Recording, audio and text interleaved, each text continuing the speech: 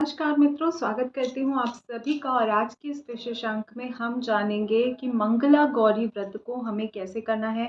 मंगला गौरी व्रत को कुंवारी लड़कियां कर सकती हैं या नहीं कर सकती, सुहागन स्त्रियां हैं तो कब से इसको शुरू करना चाहिए, इसकी क्या नियम विधि है, कैसे हमें इस व्रत को करना चाहिए। तो आज की इस वीडियो में मैं आप सभी से यही डिटेल में शेयर करूँगी। एक जो मन में प्रश्न आता है कॉमन, क्योंकि सोमवार का व्रत भी बहुत ही प्रिय है माँ को भी और भोलेनाथ को भी। और दूसरा जो होता है वो ये कि सावन सोमवार के व्रत को और मंगला गौरी के व्रत को, दोनों व्रत को क्या एक साथ रखा जा सकता है या नहीं रखा जा सकता, तो इसको भी आज इस वीडियो में जानेंगे। साथ ही साथ हमें श्रृंगार क्या चढ़ाना है, कब हमें कैसी स्थिति में उद्यापन करना है, ये सारी चीज़ें आज की इस वीडियो में जानेंगे। लेकिन उससे पहले दोस्तों, अगर आप चैनल पर पहली बार विजिट कर रही हैं तो हमारे परिवार का हिस्सा अवश्य बने, बेल आइकन को प्रेस कर दें। बेल आइकन को प्रेस करने से हमारी जितनी भी वीडियोस होंगे उसकी नोटिफिकेशन आप तक सबसे पहले पहुंचेंगी। तो देखिए, मंगला गौरी का व्रत सभी जो महिलाएं होती हैं, चाहे वो कुंवारी लड़कियां होती हैं, उनको भी अगर कामना होती है अच्छे पति की, तो वो सावन सोमवार के व्रत को करती हैं। उसके बाद मंगला गौरी भी व्रत करती हैं। ठीक है। तो मंगला गौरी व्रत जो होता है वो क्या कहते हैं, जैसे आप सोमवार का व्रत कर रहे हैं तो मंगला गौरी का व्रत आप नहीं कर सकते, अल्टरनेट व्रत आपको नहीं करना है। ठीक है।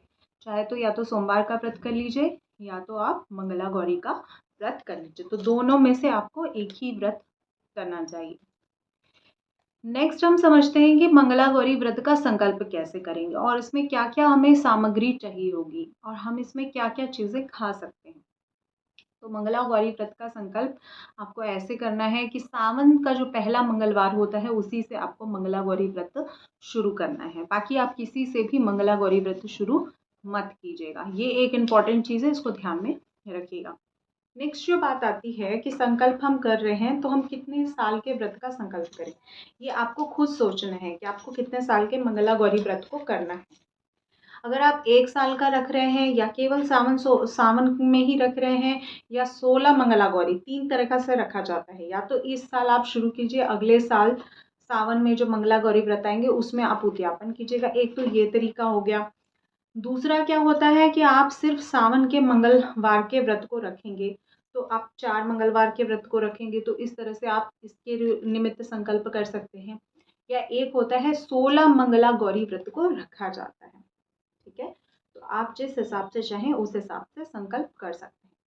जब संकल्प आप करेंगे तो आप लाल आसन बिछा लीजिएगा और उस पर बैठ के बोलेगा, हे मंगला गौरी माता, हे माता पार्वती, आज इस व्रत को मैं शुरू कर रही हूँ। सावन के पहले मंगलवार से आपकी सेवा में इस अखंड व्रत को कर रही हूँ। चाहे तो आप सावन के मंगलवार का कर रहे हैं तो सावन के मंगलवार को बोल दीजिए। अगर आप टोटल मंगलवार 16 मंगलवार करेंगे तो 16 मंगलवार बोल दीजिए।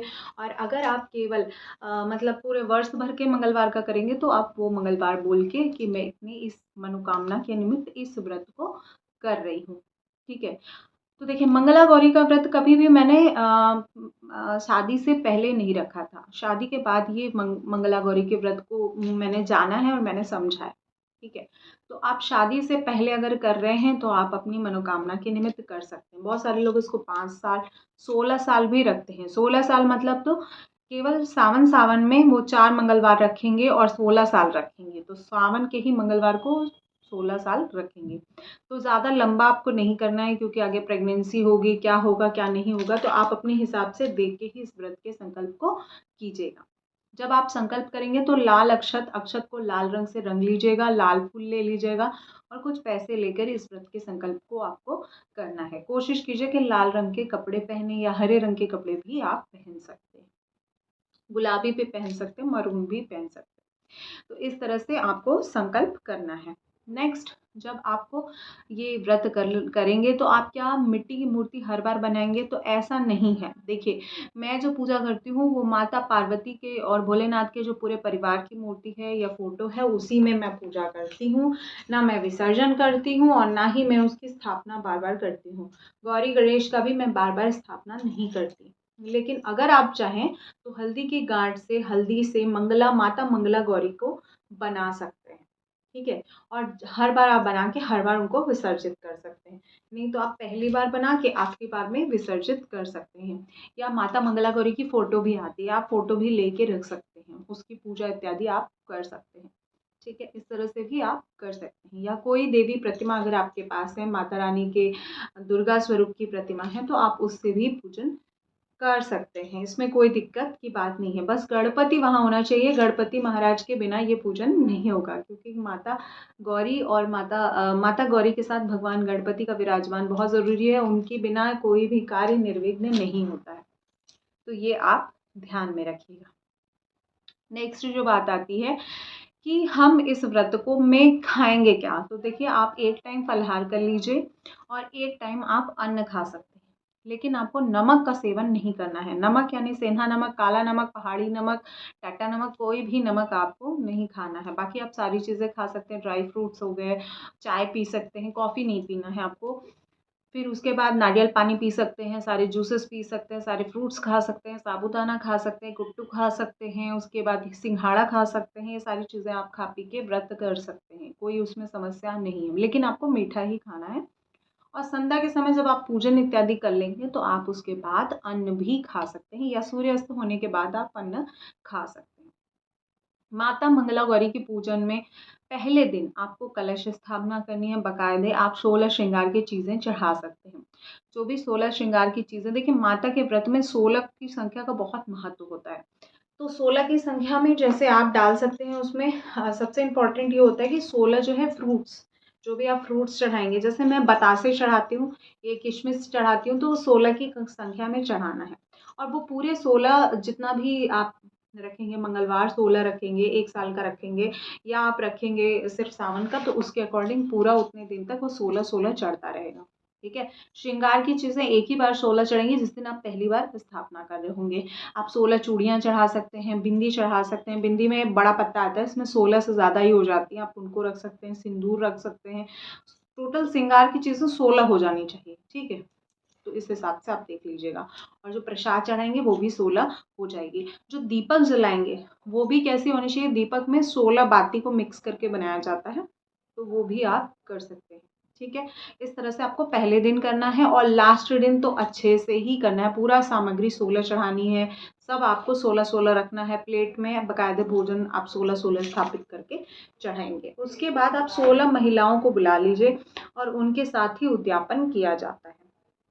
मतलब 16 सुहागिन महिलाएं भी हो सकती हैं, कुंवारी भी हो सकती है, कुंवारी मिक्स करके भी 16 मिल बुला सकते हैं, क्योंकि आज के टाइम पर पॉसिबल नहीं है कि हम एक जैसा बुला पाएँ। तो आप 16 कुंवारी में 16 जो है विवाहित और कुंवारी दोनों मिक्स करके भी बुला सकते हैं। तो इस तरह से 16 महिलाओं को बुला के ही आपको उद्यापन करना चाहिए। जब आप माता जो मंगला गौरी हैं उनको सारी श्रृंगार की चीज़ें चढ़ाने के बाद आप उनकी कथा अवश्य सुनें। जो कथा सुने या उनकी कथा को पढ़ें, दोनों में से आप कुछ भी कर सकते हैं। उसके बाद आप भोजन इत्यादि ग्रहण करेंगे। नेक्स्ट डे आप जो है चौकी हटा देंगे और उसके बाद अगले मंगलवार पे फिर उसको बैठाएंगे। अब बात आती है मासिक धर्म में हम पूजा कैसे करें। देखिए मासिक धर्म में आपको पूजा नहीं करनी है, लेकिन व्रत आपको नहीं छोड़ना है। अब बात आती है कि व्रत काउंट होगा या नहीं काउंट होगा। तो देखिए मेरे यहाँ पर व्रत काउंट होता है, क्योंकि आप पूजा नहीं कर पा रहे तो मानसिक जाप तो आप कर ही रहे हैं, मानसिक पूजा तो कर ही रहे हैं, तो हम लोग काउंट करते हैं। अब आपके यहाँ पर काउंट नहीं होता हो तो आप देख लीजिएगा, लेकिन हमारे यहाँ पर काउंट होता है। ठीक है, तो इस तरह से आप माता मंगला गौरी के व्रत को कर सकते हैं। अगर आप सोमवार का व्रत कर रहे हैं तो मंगलवार का आपको व्रत नहीं करना है, या अगर आप मंगलवार का व्रत कर रहे हैं तो आपको सोमवार का व्रत नहीं करना। जब आप माता मंगला गौरी का व्रत करेंगे तो मंडे के दिन आप लहसुन प्याज को नहीं खाएंगे। फिर ट्यूसडे को आप मंगला गौरी का व्रत रखेंगे। फिर वेंसडे को भी आप प्याज लहसुन का सेवन नहीं करेंगे। इस बात को आप ध्यान दीजिएगा, बहुत विशेष रूप से इस चीज़ को ध्यान रखिएगा। अब इस व्रत को किस किस मनोकामना से कर सकते हैं। देखिए कुंवारी लड़कियां हैं तो मनचाहे पति के लिए कामना कर सकते हैं। विवाहित स्त्रियां हैं तो पुत्र की कामना से भी इस व्रत को रखा जाता है। पति के स्वास्थ्य में कोई इशू है, उनकी किसी काम में कोई काम उनका बिगड़ रहा है, तो उसके लिए भी आप माता मंगला गौरी व्रत को संकल्प के साथ रह सकते हैं। पति से संबंधित कोई भी समस्या है तो माता मंगला गौरी व्रत को रख सकते हैं। यकीन मानिए इस व्रत में इतनी शक्ति है कि भयावह से मतलब मैंने वो समय भी कुछ लोगों के जीवन में देखा है कि बहुत बुरी स्थिति रही है उनके पति की, और वो उससे भी निकल कर चले आए हैं। ब्लैक मैजिक इस तरह से कोई भी नेगेटिव एनर्जी को ये काटने की ये व्रत क्षमता रखता है, इसीलिए अपने आप में बहुत ही महत्वपूर्ण और बहुत ही शक्तिशाली ये व्रत है। तो उम्मीद करती हूँ मेरे द्वारा वर्णित ये व्रत और महात्मा आपको समझ में आया होगा, आपके लिए यूज़फुल होगा। अगर यूज़फुल है तो लाइक शेयर ज़रूर कीजिएगा। चैनल पर पहली बार विजिट करें तो हमारे परिवार का हिस्सा अवश्य बनेगा। कोई भी कन्फ्यूज़न है मन में तो कमेंट के माध्यम से पूछ सकती हूँ। मिलती हैं इसी प्रकार की नेक्स्ट वीडियो में, तब तक के लिए जय माता दी।